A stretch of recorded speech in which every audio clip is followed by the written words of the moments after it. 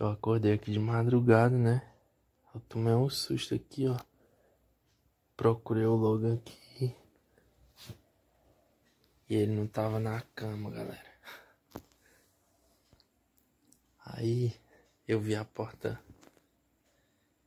Eu vi ali a porta do...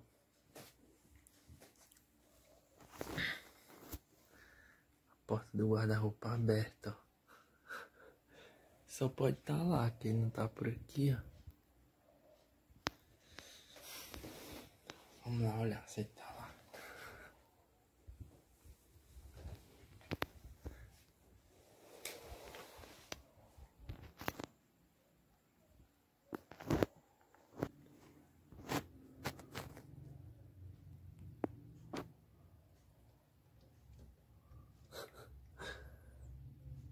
Olha aqui, galera.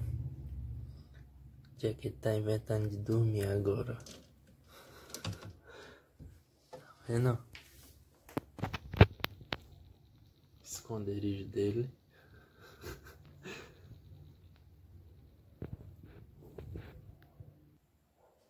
Quer dormir mal, papai, mas não é? Tá virando homem, é já?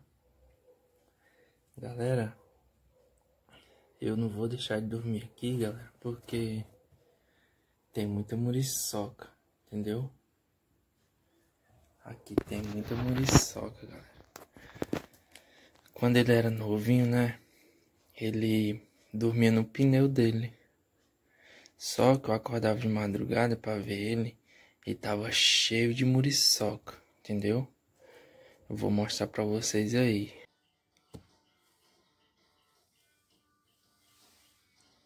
Acordou, papai?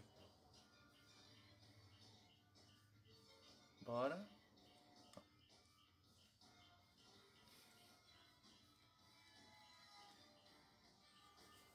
Muriçoca pegando meu filho, né?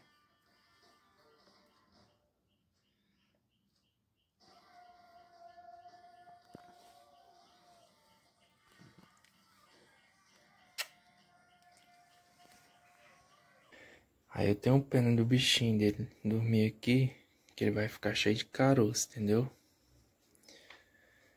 Levar ele pra cama de novo, né, nego? Acender a luz aqui. Vamos, nego, pra cama, vem. Aí, galera, aqui não tem perigo não de muriçoca. Não tem perigo de muriçoca não, entendeu? Vem, Lucas, sobe. Sobe. Ó, aqui tá protegido, ó. Tem perigo de muriçoca, um mosquiteiro aí, ó. Nem pra ele, nem pra mim, né?